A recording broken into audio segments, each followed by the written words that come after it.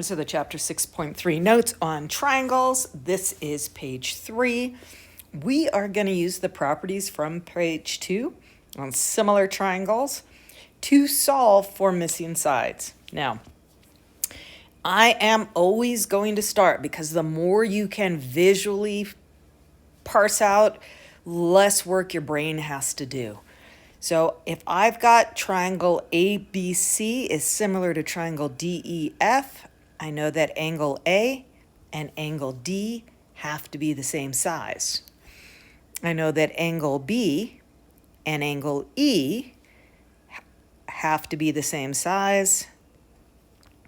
And angle C and angle F also have to be the same size. I want to solve for X, so I am going to match things up here.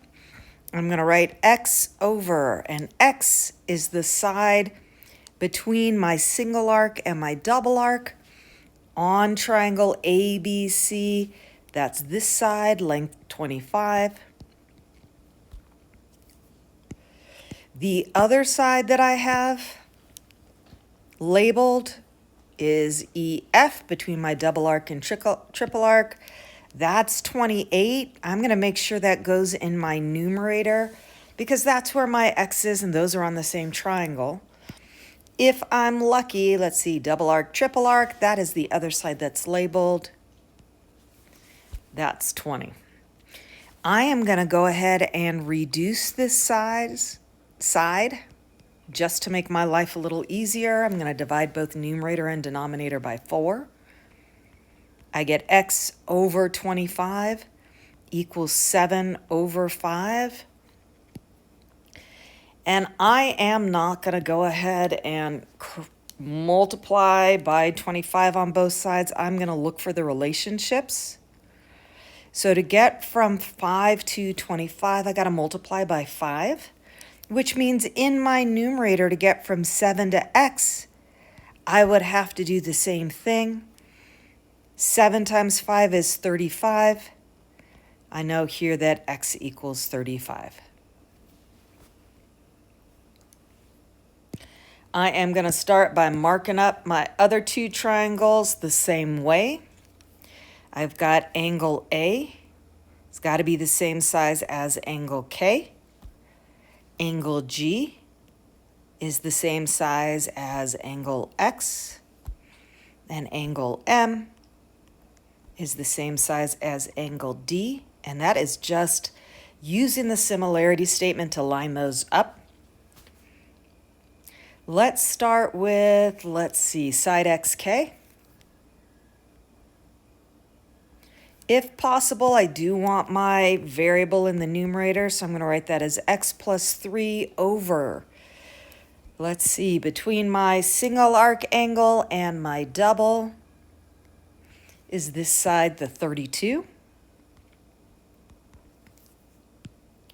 Now I'm going to go back to my triangle, and between the double arc and the triple arc, I have side of length X plus 6. And on my AGM triangle between the double arc and the triple arc, I get that side of length 36. Okay. I am going to multiply both sides by 32 to cancel this side. And then I am going to multiply both sides by 36 to cancel this denominator.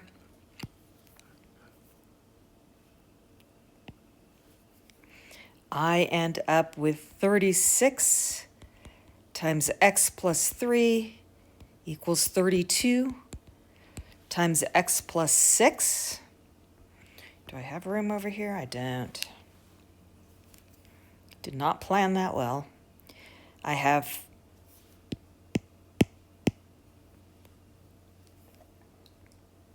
36x plus, what do we have, 108 equals 32x plus 192.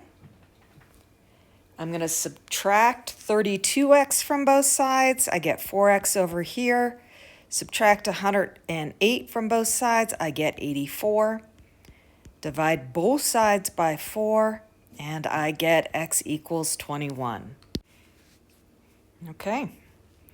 Example 3, we are still using similar triangles.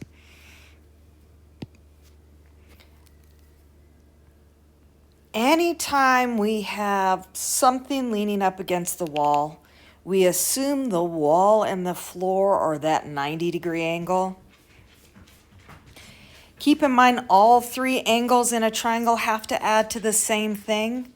So if I have a 90-degree angle plus theta in my small angle, whatever this other angle is, I'm going to go ahead and call it alpha. I've got a 90-degree angle and theta in my big triangle. This is also going to be an alpha. Bottom line is we really only need 2 angles to be the same size to know that 2 triangles are congruent. Okay. So I am looking, it's going to be easier to find the length of this whole side. So I'm going to set up my ratio here. The distance up the wall over the length of the ladder equals the distance up the wall over the length of the ladder.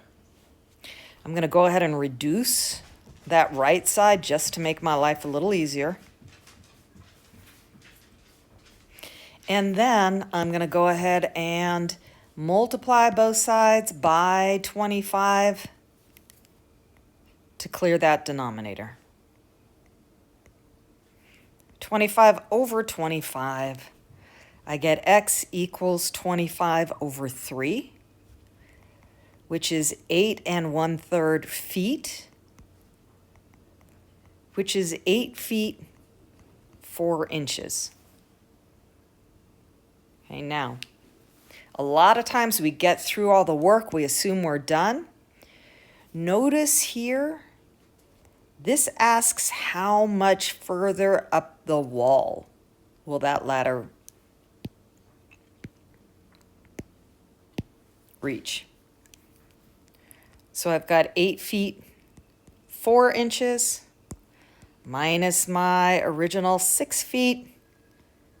We end up with 2 feet 4 inches further.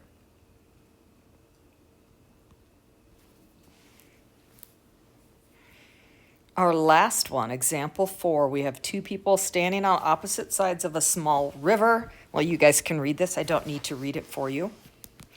One thing I do want to point out, because you can't always trust the way the picture looks.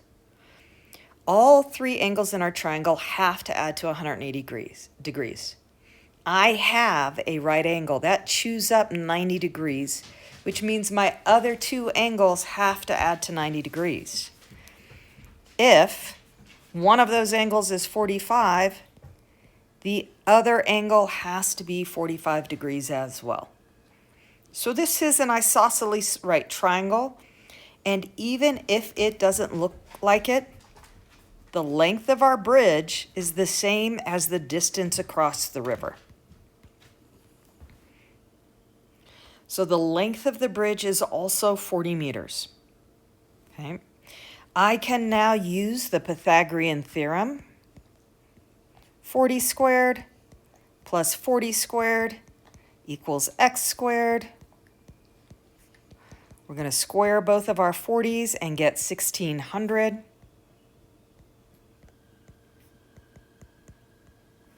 X squared is 3200.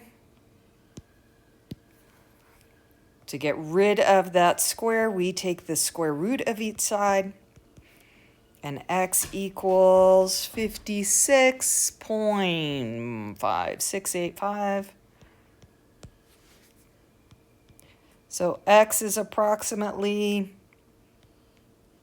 56.6 meters apart. The distance between the 2 people.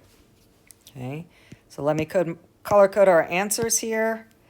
The length of the bridge That's this 40 meters. The distance between the two people, that's our 56.6 meters.